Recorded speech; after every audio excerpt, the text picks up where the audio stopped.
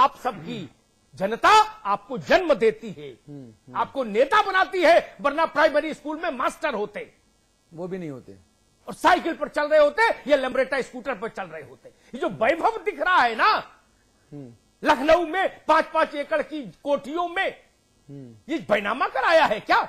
जमीन खरीद के बनाई है? याद कीजिए, कहां बादलपुर, कहां सैफई, कहां अतरौली, याद कीजिए, कहां चंदौली का गांव मिर्जापुर के पास, याद कीजिए, कौन वैभव लेके आया था? ये वैभव किसने दिया? आगे पीछे गाड़ियों का कारवां, अधिकारी नतमस्तक, चले तो लगे आसमान जमीन पर आ गया, धरती प्रकंपित हो जाए। ये किसने दिया जलवा? उस जनता ने दिया। उसके सामने आप बोलते हो किसी की औकात नहीं। यह अभद्रता है, नहीं तो क्या है? मुझे कोई बताए। बादलपुर में संपत्ति थी क्या? सैफई में संपत्ति थी क्या? वैभव था क्या? अतरौली में था क्या? चंदौली में था क्या?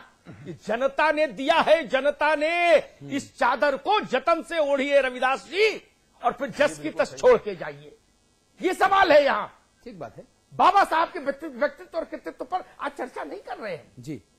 एक ब्रेक हमको यहां पर लेना है। चर्चा बहुत गर्म हो गई है। मैं उम्मीद करूंगा कि अमिताभ जी और रविदास जी, सुधींद्र भाई और दीक्षित साहब, आप चारों लोग पानी पीजिए। एक ब्रेक ले रहे हैं। ब्रेक के उस पार कुछ और ऐसी सजीव जीवित मूर्तियां हैं जो सत्तारूढ़ समाजवादी पार्टी के नमूनों का जो नौलखा बना है, उसमें कुछ और मोती हैं, कुछ और रत्न हैं, उनके बारे में बात करूंगा। ब्रेक ले रहा हूं, तुरंत लौट के आता हूं। यात्रा पर निकले, मैदान सजे, हो गया शंखनाद, मंच सजे, मयान खुले, पर फैला अंधकार, अंधेर गर्दी कायम है। रियल एस्टेट, हॉस्पिटैलिटी, ज्वेलरी और संगीत के कारोबार का सबसे विश्वसनीय नाम GTM ग्रुप। सभी बड़े शहरों में टाउनशिप, कमर्शियल स्पेस और ग्रुप हाउसिंग का निर्माण करने वाला जाना पहचाना नाम। जल्द ही पंजाब और झारखंड में करने जा रहा है अपना विस्तार। The destination of your aspirations, GTM, let's make it happen. इसमें टेस्ट है, तंबाकू नहीं। आप भी आजमाइए रजनीगंधा। रजनीगंधा।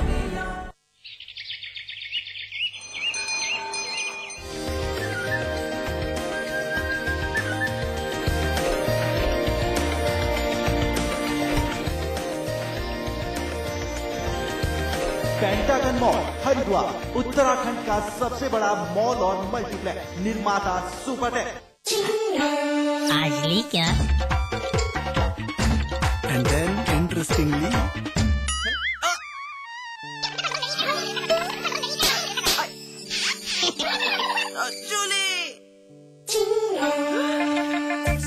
Refreshing mini gum. आज ली क्या?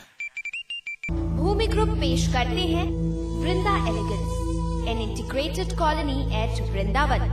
भगवान श्री कृष्ण की क्रीड़ा स्थली वृंदावन में बसने का सुनहरा मौका। एहसास कीजिए ब्रजवासी होने का। विराज कंस्ट्रक्शन प्रस्तुत करते हैं आपके शहर लखनऊ में फैजाबाद रोड पर संपूर्ण आवासीय योजना BBD ग्रीन सिटी। निर्माण कार्य तीव्र प्रगति पर। आज ही संपर्क करें। छत्र पर निकले, मैदान सजे, हो गया शंखनाद, मंच सजे, मयान खुले, पर फैला अंधकार, अंधेर गर्दी कायम है। जी बिल्कुल कायम है। अंधेर गर्दी बिल्कुल कायम है, इसमें कोई शको शुबा शंका नहीं है। और अभी ब्रेक पे था, मेरे पास फिर एक फोन आया, घंटी बज रही थी। रविदास जी गजब है भाई, इतना महत्वपूर्ण मैं आज के पहले कभी नहीं था। बिग बुलेटिन शो के पहले इतना महत्वपूर्ण मैं कभी नहीं था। इतने बड़े बड़े लोगों के फोन आ रहे हैं कि साहब मेरा नाम तो मत लेना अब, लेकिन क्या करें। ऐसी बात ना सुनिए सुनिए, लेकिन क्या करें, पेशेगत मजबूरी है, पेशेगत मजबूरी है। मैं नाम फिर से लूंगा। शिव कुमार बेरिया साहब, ओम प्रकाश सिंह साहब, राममूर्ति वर्मा साहब, आशीष यादव जी, अगेन ओम प्रकाश जी, गुड्डू पंडित साहब, राम सेवक यादव साहब। मैं फिर नाम लूंगा, कुछ एक नाम छूटे हुए हैं, उनके नाम बाद में लूंगा। जरा 3 लोगों के कारनामे मैं सुनाता हूं, ओम प्रकाश सिंह साहब, गुड्डू पंडित और रामसेवक यादव साहब। इन तीनों के जो कारनामे हैं, जो सत्कर्म हैं, जो मुलायम सिंह जी की नसीहत के बाद सामने आए हैं। अच्छा हुआ रविदास जी आपने नसीहत नहीं दी, वरना पता नहीं क्या अनर्थ हो जाता। वो जरा देख लीजिए आप कारनामे। और बता रहा हूँ आगे से इस तरीके से मेरे बारे में कहने से पहले उसके लिए सर्टिफिकेट होना चाहिए आपके पास, ठीक है, फॉर योर कन्फर्मेशन। वरना आपने लीक करना चाहिए कहा था, तो क्या सर्टिफिकेट था? क्या सर्टिफिकेट तुम्हारे पास है, तुमने अखबारों में छापा है। मैंने बोला अगर रेप का मुकदमा देखो फिर ये करे। मैंने कहा कि पत्नी के साथ रात में जबरदस्ती सोना है तो गुनाह मैंने किया, तुमने किया। मेयर का कहना ये था जो व्यक्ति क्या करता है ना 377 बोलने से पहले सोचना कि नेट पे देखो कि कौन सी धारा है गुड्डू पंडित पर। आदरणीय नेताजी के बारे में बेहुदा किस्म के दो कौड़ी के लोग उनका बेअदब से नाम लें, उनके सम्मान के खिलाफ कोई नाम लें, तो मैं हरगिज़ इसको पसंद नहीं कर सकता। वर्ल्ड बैंक से लगा सरकार कर रहा हूँ, हमें आ जाने दो, हम अपनी बात बोलेंगे, इस बात प्रेस कर लेना। कोई कानून व्यवस्था खराब नहीं, आपके दिमाग में खराब है। कोई कानून व्यवस्था खराब नहीं, आपके दिमाग में खराब है। देखिए जी, जब आप पत्रकारिता करते थे सक्रिय तौर पे, तब भी ऐसे बद दिमाग नेता होते थे क्या, जो आप लोग जब सवाल पूछते रहे होंगे दशकों पहले, जब इस तरह की बदतमीजी और बदसलूकी भरे शब्दों का इस्तेमाल करते रहे होंगे क्या? एक हैं वो साहब ही बता रहे हैं कि 376 क्या होता है, कह रहे नेट पे देख लेना। गुड्डू पंडित साहब, मैं खुद वकील हूं, मैं न्योता देता हूं आपको, समाचार पत्र पर आइए और बातचीत कीजिए बिग बुलेटिन नाम के शो में। मैं बताता हूं आपको सर्टिफिकेट कैसे बनता है, कौन बनाता है, काय की मोहर लगती है, कितनी धाराएं लगती। और जी हां, इस देश के कानून के हिसाब से अपनी पत्नी के साथ भी जबरन संभोग करना, यह घरेलू हिंसा के नियम कायदे में आता है। और अगर पत्नी चाहे तो यह बलात्कार के तहत भी दर्ज होता है। गुड्डू पंडित साहब, आपको पता नहीं है, आपको पढ़ने की जरूरत है। पत्रकारों से सर्टिफिकेट मत मांगिए आप।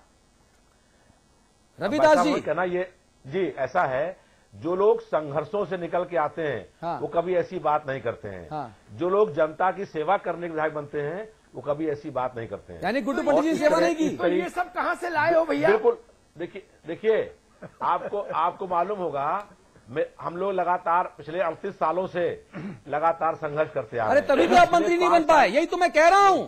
मैं इसी बात में हैरान हूं कि 2-2 साल के जो नए लोग हैं ये मंत्री बन गए, 38 बरस वाले को बताइए पीछे छोड़ा हुआ है, हम लोगों के सवालों का सामना करने के लिए फेंका हुआ कि जाओ भैया तुम ही निपटो, हम तो मंत्री हैं, हम नहीं जा रहे। लेकिन हमारा स्पष्ट रूप से कहना यह है कि जो लोग संघर्ष करके और जनता की समस्याओं को सड़कों पर लड़ने के बाद सरकार में आते हैं या विधायक बनते हैं, मंत्री बनते हैं, वो इस तरह की भाषा का इस्तेमाल नहीं करते हैं। तो ये आपके मंत्रिमंडल में क्या कर रहे हैं? इस तरह की ये सपा की सरकार में क्या कर रहे हैं गुंडे मवाली लोग? अब मैं ये बोल रहा हूं, इसी में फोन आ जाएगा, देखिए फोन बज भी रहा है। रविदास गजब हो गया भाई। अतुल, एक मिनट, रविदास जी की बात से एक बात तो साफ हो गई कि ये जितने भी पराक्रमी और विख्यात सुविख्यात मंत्री हैं, ये लोग जनता के लिए संघर्ष करके नहीं आए। एक बात तो इसमें प्रमाणित हो गई, जो रविदास जी ने मान ली, बिटवीन द लाइन्स मान ली कि भाई जनता के बीच से उससे आएगा, वो ऐसी अभद्र भाषा नहीं बोलेगा। हाँ। इसका अर्थ ये लोग जनता के बीच से नहीं आए। अब दूसरा सवाल ये उठता है कि फिर ये आयातित कहां से हुए, ये किस फैक्ट्री में ढले हुए सिक्के हैं, ये तो पूछूंगा, किस फैक्ट्री में ढले हुए सिक्के। और एक बात कहूंगा, उसके बाद दीक्षित जी से बात सुनना। अमिताभ जी, और इनका सांचा किसने बनाया? सांचा बनाने वाले को तो प्रणाम, जिसने ऐसा सांचा बनाया। एक बात कहूं रविदास जी, सुनिए रविदास जी, आपके एक मंत्री सार्वजनिक तौर पर भयंकर सिगरेट पी रहे हैं, बहुत अनर्थ भी नहीं कर रहे, लेकिन मैं एक बात बताऊंगा, सुनिए ना, कानूनन तो जुर्म है ही। अरे सुनो, नहीं सुधींद्र भाई एक मिनट रुकिए, बहस को संचालित करने दीजिए। अगर कोई मंत्री और विधायक सार्वजनिक स्थान के ऊपर सिगरेट पीता है तो निश्चित रूप से ये बहुत निंदनीय बात है। अरे सुनो ना महाराज, रविदास भाई सुनो ना, मैं दूसरी बात कह रहा हूं, पुलिस वाला साथ बैठा है, उनको बंद करना चाहिए, वो तो उसने किया नहीं, क्योंकि वो तो सलूट मार रहा है। वो छोड़ दो कि पुलिस कैसी हो गई, शाहरुख खान को नोटिस जा सकता है सिगरेट पीने पर, लेकिन मंत्री जी को नहीं, क्योंकि तो शाहरुख खान से भी बने। खैर, लोहिया एक बार गए गांधी के पास, गांधी ने कहा कि राम मनोहर तुम सिगरेट पीते हो, जनता के बीच रहना है तो ये छोड़ो। जिस दिन गांधी मरे उस दिन लोहिया रोए और बोले अब मुझे कौन रोकेगा, कौन टोकेगा। ये है सार्वजनिक जीवन की मर्यादा, जिस पार्टी के आप ध्वजवाहक हैं, जिस व्यक्ति के विचार के। ये मंत्री जी को देखिए, क्या रंगीन टोपी और क्या अंदाज में सिगरेट, अब पूरा मजा ले रहे पास में पुलिस वाला बैठा है जिसके ऊपर इस केंद्रीय कानून के पालन की जिम्मेदारी है, वो पुलिस वाला भी बैठा है। अच्छा, मंत्री जी के चेहरे पे ये जो आत्मसंतुष्टि के भाव देख रहे हैं ना आप रविदास जी, ये भाव बड़े निराले हैं। अगर मैं कैमरा जूम इन कर लूं तो संतुष्टि के भाव देखिए आप, कितने एकदम प्रखर संतुष्टि में एकदम लिप्त हैं। देखिए आप, जनता जाए चूल्हे में, हम तो मंत्री हैं जी, हम मंत्री अब बन गए हैं तो अब तो 5 साल तक मैं ऐश करेंगे। रविदास जी, क्या ये भाव है क्या? नहीं, देखिए, मंत्री या विधायक इसलिए बनते हैं कि जनता ने बड़ी आशाओं से, बड़ी अपेक्षाओं से लोगों को वोट दिया होता है। हाँ। और जनता ये आशा अपेक्षा करती है कि ये चुनाव जीतने के बाद हमारी समस्याओं का हल करेंगे, हमारे विकास का काम करेंगे, हमारे सुख और दुख और दर्द में खड़े होंगे। और अगर कोई मंत्री सार्वजनिक स्थान के ऊपर सिगरेट पीने का काम करता है तो वो बहुत ननी बात है। और जो है, ये जनता को ऐसी आशाएं नहीं है और जनता ने बड़ी आशाओं, बड़ी अपेक्षाओं के साथ दीक्षित लोगों को अपने वोट देते हैं। दीक्षित जी, जनता को किस तरह की आशाएं हैं और ये लोग क्या कर रहे हैं? जनता को आशाएं नहीं है, अरे भैया जनता क्या कर लेगी? आप बताइए, ऐसी कौन आम जनता है जो अखिलेश जी से मिल पाए जब चाहे, राम गोपाल जी से मिल पाए, शिवपाल जी जो कार्यवाहक मुख्यमंत्री हो गए उनसे मिल ले, मुलायम सिंह जी तो बहुत बड़ी बात है। रविदास जी सर्वसुलभ होते हैं तो इनकी बात सुनी नहीं जाती, अगर सुनी जाती तो मंत्री होते आज। सब हमसे जो है, जो जनता का आदमी चाहे जब चाहे आ रहा हूं, दीक्षित जी कुछ कह रहे हैं। दीक्षित जी मैं ये निवेदन कर रहा था, मुझे भी दीजिए। आ रहा हूं भाई साहब, भसौरी जी आपके पास आ रहा हूं आपके पास। दीक्षित जी प्लीज।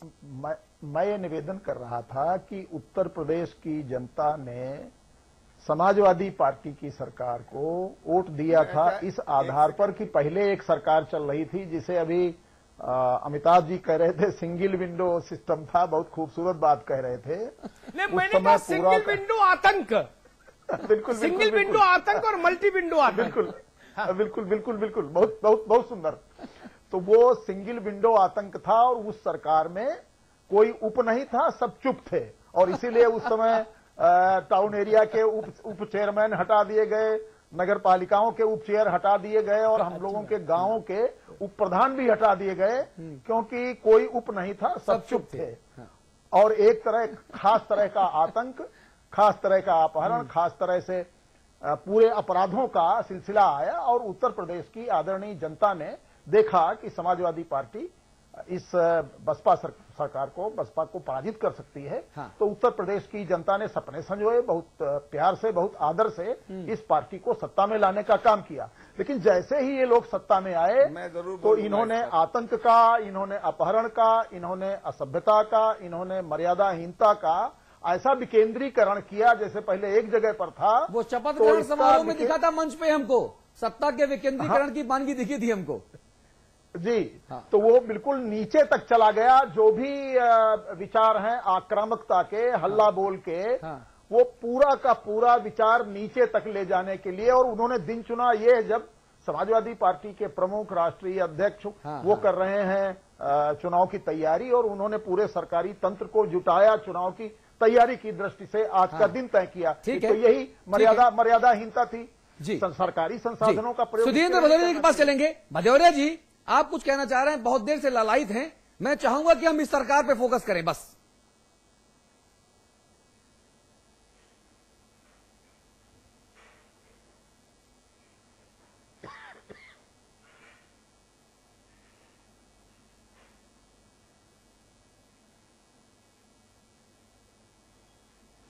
जी भदौरिया जी,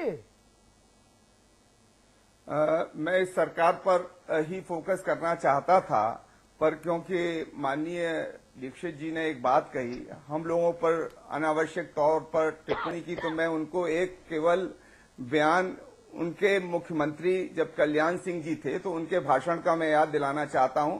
उन्होंने ये कहा, सुन लीजिए, ये बार बार हम लोगों पर आरोप लगाएंगे तो मुझे उत्तर देना पड़ेगा। उन्होंने कहा कि वो राजा क्या है, जो राजा जिससे भय से लोग डरे ना, वो राजा क्या है जिसको खुश हो जाए तो कुछ भी दे दे। और वो कल्याण सिंह जी ने इस तरह